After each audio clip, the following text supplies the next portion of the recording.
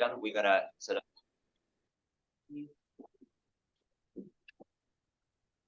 Can you hear me? Yeah, absolutely. So very good. Oh, hold on. Just give us a second. Sure.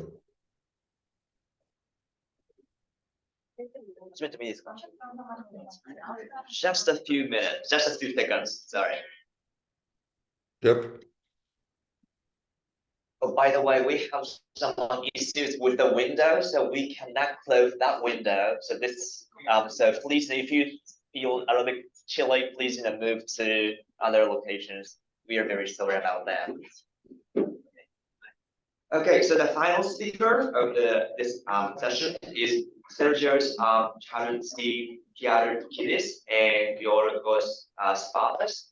And the title of their talk is A Unified Analysis of Semantics and Pragmatics of Greek Polydefinites. So if you're ready, please start your presentation. Yes, hello everyone. Thank you for giving the opportunity to present this online. And good morning from Greece, Athens. So this is something that I have been working on and off with a kind of breaks with 10-year breaks in between them, and goes back to my previous life as a syntactician and a semanticist. So this is a unified analysis of the semantics and pragmatics of Greek polydefinites. So what is this about? So first of all, Greek has this this kind of construction which you can actually the adjectives and the nouns in a way carry their own definite determiner. So you can actually you have a redundancy of definite determiners. So you can say things like the big, the car. So syntactically, they are, I mean, there's a lot of literature in the syntactic literature, and they are interesting in their own right. For example, order between the adjective and the noun becomes free when polydefinites are used, contrary to what happens with monadics, with the regular cases where just one definite determiner is there, as you can see from the contrast in 2 and 3. But I'm not going to get into syntax here. So semantically, at least the claim so far has been that polydefinites give rise to a restrictive interpretation. What does this mean? So when you have something like the black cats, where you use a polydefinite, where you say the black the cats, the idea is that the above signals that there are other cats in the context of the utterance that are not big. So you have a bigger set of cats, and some of them are black. For example, in the following context, so George had 6 black cats and 2 gray ones. When he went on a trip, he left the cats in the care of his neighbor. Then you could say the cats did something. So the black cats did something. You signaling out the black cats out of the bigger set. And they have also been claimed to give rise to a strong familiarity effect. Now, okay, cool. And what seems to be the problem here? The problem seems that this idea of polydefinites giving rise to restrictive interpretation, which is of course true, undergenerates. So there are too many instances. I mean, these are actually mentioned in the literature a lot of the times in footnotes. Well, you know, there's this example here that doesn't work because there's no restrictive interpretation, or there's another example, It seems to me there are too many of these examples that restrictive interpretation does not show up. So the problem is, it's not that the restrictive interpretation is not there, is that it seems that it undergenerates. If you say, you know, that this is the only thing going on there, then there is a problem. So what we wanted to do here is to, first of all, because, you know, I have been disagreeing with a number of the intuitions and judgments on polydefinites, is to have a kind of a first pilot, which is a systematic empirical study of the availability of non-restrictive interpretation, to check, you know, how monadics and polydefinites fare in similar contexts, and check with native speakers as part of the study. And we want to propose the first unified account of Greek polydefinites, which is based on the idea that polydefinites are actually markers of prominence in the sense of von Huizinga. So basically, the idea is the pragmatic contribution is to signal out this prominence. And under this view, we're going to argue that the restrictive interpretation is just a special case of marking prominence. So this is how you get it, as a special case of something else. So the pilot, of course, you cannot see you cannot read the Greek, I guess. So, but in a nutshell, the instructions basically we had the semantic felicitousness test, where the subjects were asked to judge the semantic kind of felicitousness of an utterance given a context. So we were setting up the context that will favor or disfavor the restrictive interpretation or not, and then we will check the conditions, one with the monadics and one with the polydefinites. Okay, to summarize the pilot, what we found in the pilot is that polydefinites can readily appear in a number of contexts where a restrictive interpretation is not supposed to be possible. So we found that you can get the polydefinites in a number of contexts where you shouldn't, if this restrictive idea is the only thing that works with polydefinites. So, and the second thing we found is that even when monadics are preferred in this context, the mean difference in judgment between monadics and polydefinites is small. It's quite smaller. There's no sharp difference between the two, as the literature seems to be claiming. And we found that polydefinites are dispreferred in contexts where there is no relative alternative to the referent of the polydefinite. We found that, but still, even in that case, there is no sharp contrast in this preferred. There's no sharp kind of contrast in these cases.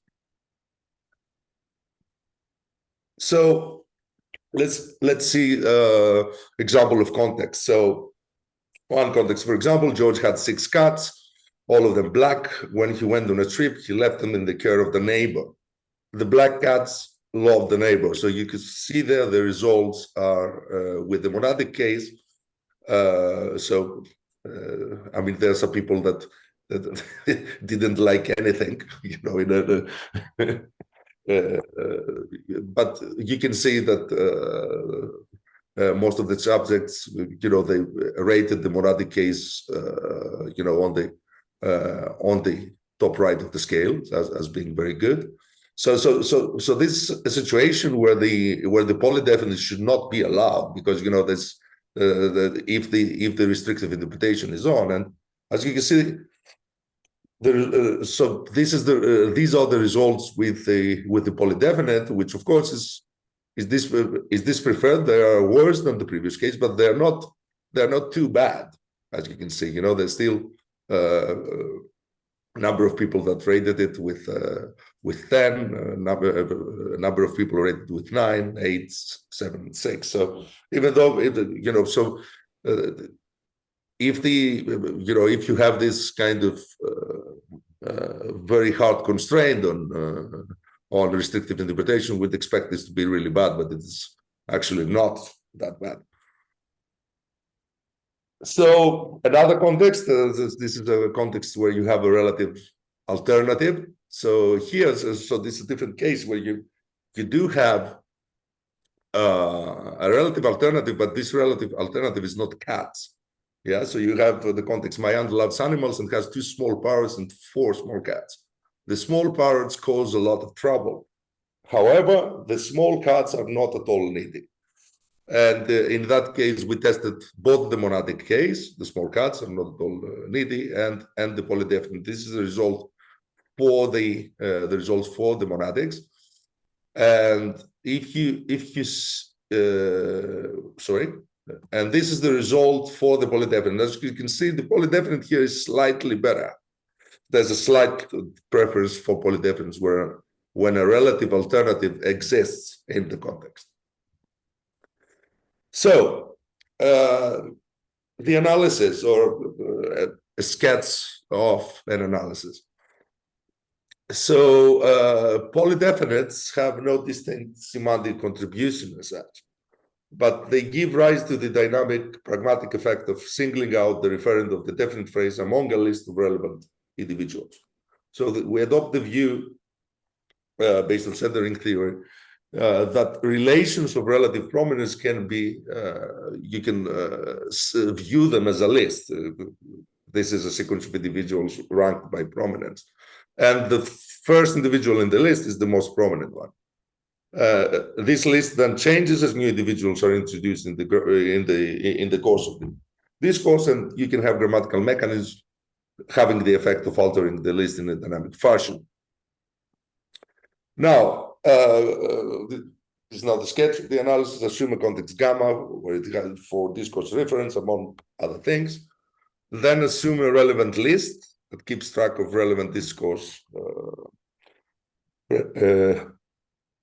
reference, which we call this list L-rel. Then assume an operator p-ord, which takes a list of individuals and returns a list of individuals, and but returns a list of individuals ranked according to prominence. So basically, a list based on prominence of relevant entities is then the p-ord of L-rel.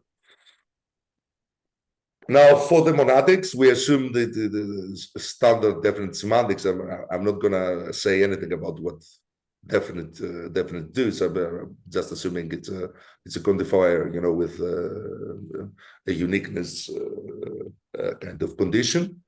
So it's standard definite semantics here, no surprises.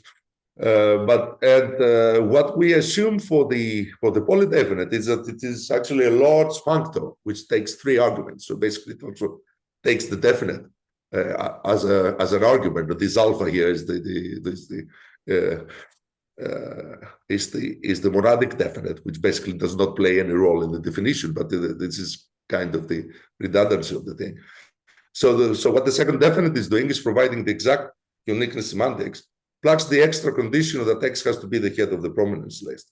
So if this condition is not met, this first LPR, so if the head of the list is not X, then you make this X the head of the relevant list. So that's pretty much the idea.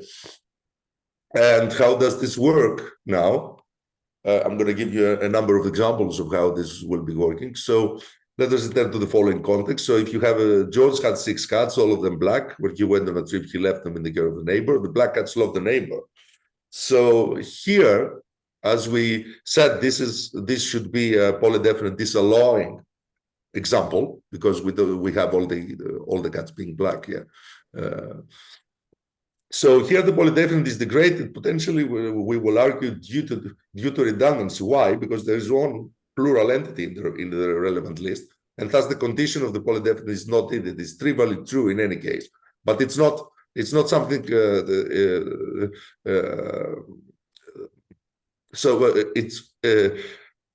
You can claim it is redundant, but it is not wrong. For example, it just checks that it is kind of trivially true, and I think this. You can say that this is also why the degradation will not be sharp. I mean, it's not incompatible with these examples. It's just as we said, the polydefinites are slightly dispreferred here. Now, the context with the relative alternative, the parrot case. George had 2 parrots and 6 black cats. The parrots caused him a lot of trouble, and then we have. However, the cats are not needy at all. Now here, what the polydefinite does updates the relevant prominent list. It's a case of topic shift, so it brings the cats on the top of the list, which is compatible with an observation I had 10 years ago that polydefinite seems to be good with cases of topic shift. And I think this is, I mean, you can explain it this way. And our data agrees with that. I mean, polydefinites are a little bit better here, better than monadics here. So here's another very interesting example. Eleni and Maria are in a desert area in Egypt where the former lives. Eleni has told Maria that the only vegetation within 50 kilometers consists of low bushes. Driving through the area with a jeep and passing these low bushes, Eleni says to Maria, and then you have cases, 3 sentences having the 2 versions, monadic and polydefinites.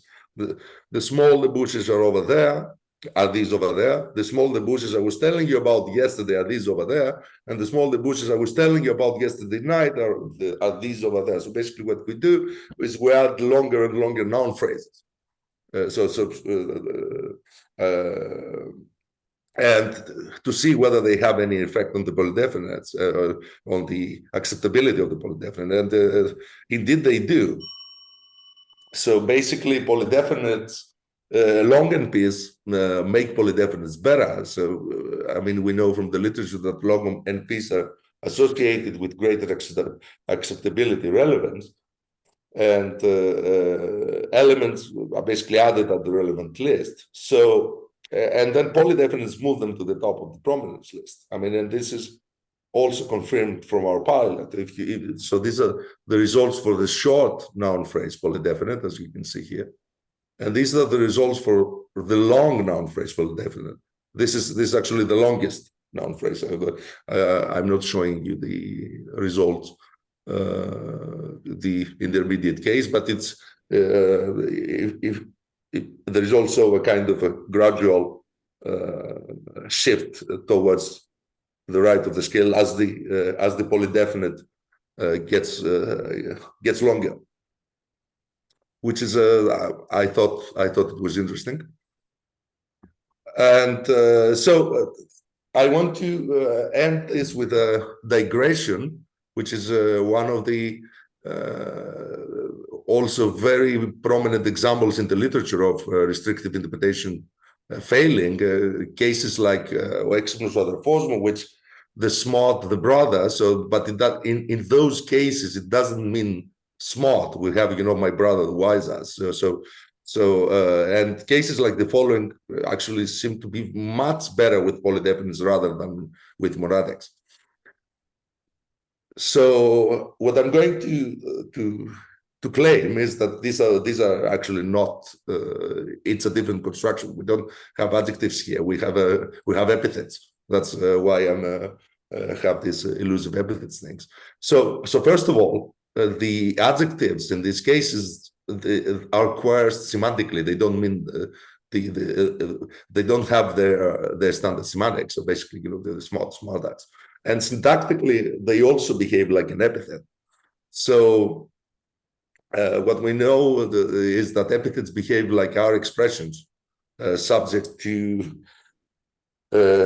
principle C. So the intended meaning here is the idiot thinks that Mary loved John, where John and the idiot are coindexed. The sentence is ungrammatical. And in 7, George's sister says that the idiot fell for it in the end, and this is okay.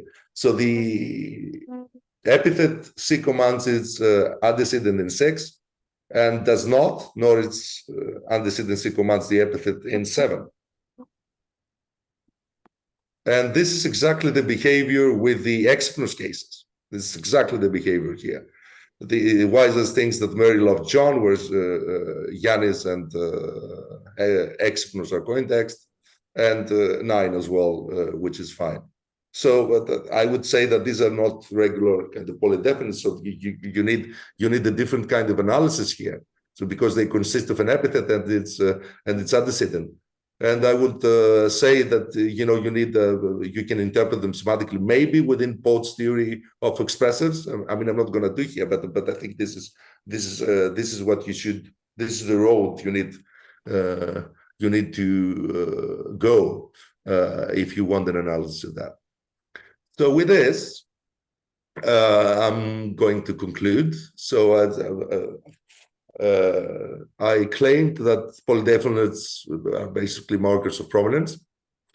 I tried to provide a unified analysis of, I mean, I haven't shown all the problematic polydefinite cases here, but I think we have a good idea of the other cases as well, and we will, in the long paper, we are going to mention other cases, or as many as we can. It definitely avoids an under-generation of previous analysis, so it covers more cases than the analysis that claims polydefinites give rise to just a restrictive interpretation. And I think it's a nice thing that you get the restrictive interpretations as a byproduct of prominence, or as a special case, if you want to, or a case of prominence. Of course, future work, I mean, we want to extend the pilot employing a proper kind of experimental kind of setup, and probably include some other modalities. We definitely want to check the effect of focus intonation and intonation in general. And also we want to see whether this generalizes, or we want to generalize it across other prominence sensitive phenomena. Thanks very much. Thank you so much. And we have 10 minutes. If you have some questions or comments, please raise your hand. And while everyone is thinking about their questions and comments, I have a lot of questions to add. I do love the kind of centering idea, and I'm totally ignorant of Greek grammar, so the polydefinite is kind of very new to me. But the idea of prominence, so I did a kind of part-time job, like annotating like Popper's one kind of assignment from my supervisor back being graduate days, and he kind of used the censoring theory, and while we are kind of annotating, we are always discussing what is the most prominent element in each sentence discourse. And our like vague consensus was something like maybe the prominent element is determined by multiplicity of factors, maybe whether or not the item is referred to in the previous context, one of them, and I don't know, maybe animate elements are more prioritized to the inanimate element, and etc. And in your case, so maybe there are many different factors jointly affecting the prominency list. So under your view, does the use of polydefinite updates automatically and decisively rank the kind of modified NLP or the referent of the NLP at the very top of the reference list, or does the contextual change comes before the use of polydefinite? For example, is someone so if walking along the road and you kind of happen to find a cat crossing the road, and you think that this is very dangerous, so but there's no that makes everyone pay attention to the cat, but conceptually everyone somehow bring their attention. So in that case, out of the blue, can you say the cute the cat, or the kind of the surprising the cat that crossed the road to reflecting the prominence of the entity in our world, or is there any extra constraints that regulates the list of prominent elements? So that a question. What's your intuition about that? Yeah, that's a very interesting question, and it's a difficult question. I mean, what exactly the polydefinite is doing? I mean, so you're asking whether it's the polydefinite automatically updates the list, or other factors, contextual factors, can play this role. I think that both are at play. We should also, the context can change can change the prominence. It's not only the polydefinite. If it was only the polydefinite, we wouldn't be able to have, you know, the monadic cases. I think there's an interplay of these two factors. So the context with the context with the polydefinite, the amount, you know, and the exact kind of contribution in ranking the prominence between the two is I don't think is very easy to, you know, to disentangle, you know, those two, you know, what the polydefinite does with respect to the prominent ranking and what the context does with respect to prominent ranking. But I think it's pretty clear that I'm going to say that the polydefinites too can do that, and not only the context. So in your example, I think you can do that, but I will have to test this because it's you know, usually our intuitions, you know, fail us in some of these cases. So, but this is an interesting thing to check because we're preparing a larger pilot now. I will have this in mind. Thanks a lot. Yeah, thank you so much. And any other questions or comments?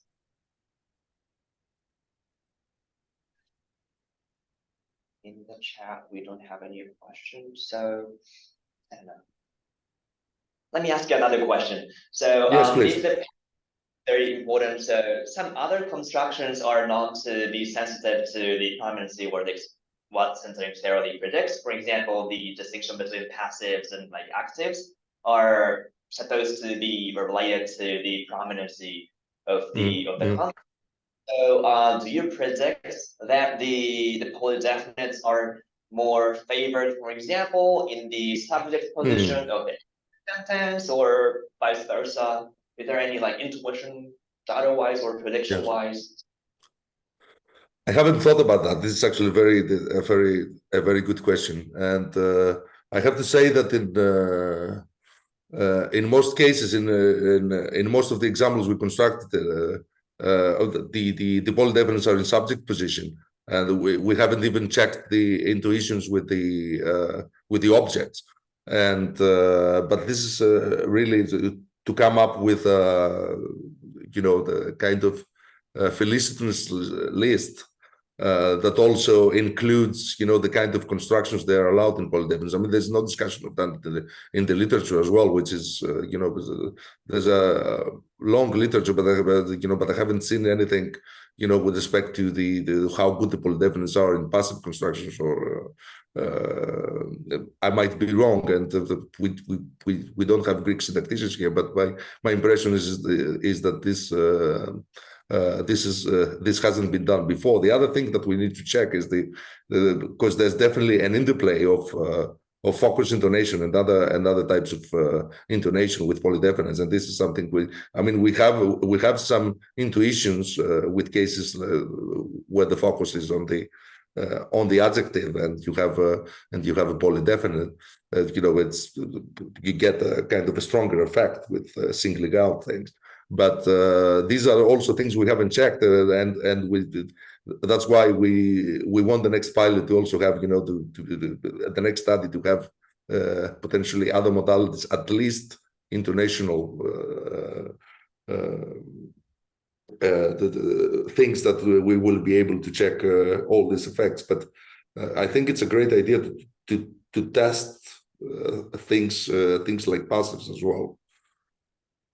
So also like intonations, and so I am very curious about the kind of the distribution of the questionnaire, the results of the questionnaire. In some of your slides, you have a kind of very weird like skewed distribution where you can find like contents. So I also do some like experiments by myself, and when we have the kind of bimodal like distributions, it is sometimes there is a case that there are two like more than two like confounding factors playing that role. For example, if a participant of your experiment like thinks one particular focus or prosody, maybe some of to like put 5 or 4 in the middle, and maybe others like with different like prosodic structure in mind tend to like put different like scores on your results. Yes. I'm not like concerned with the processing, but do you like have you considered any possible like confounding such like spurious like effects that if somehow maybe not linguistic one, or maybe I don't know, contextual one or sociolinguistic one. Yeah, it could be it could be a number of factors. Of course, we also had some fillers, with respect to there were a number of fillers which had to do with typical word order wide focus questions, like what happened. Yeah, so in these cases, you would expect a native Greek speaker to rate the SVO sentences and the VSO sentences, because Greek has both these two as answers to both these choices of word order as answers, to be very good, and the other ones, a steady decline of as you go to other orders, and the results were quite okay there. I mean, there's definitely something you can, because no matter how well you set up the context, there's always the possibility that it's going to be interpreted in a way where then the sentence altogether is not interpreted as expected, or there's an interpretation that you haven't thought about. And also that the focus. I mean, if you read those sentences with different intonations, you might get very, very different results. And these are things that we need a proper person, a proper experimental person that we're talking to right now, that to set up the experiment, to set up the experiment and check for all these kind of confounding factors. Okay, thank you so much, and let's thank our speakers. Thank you.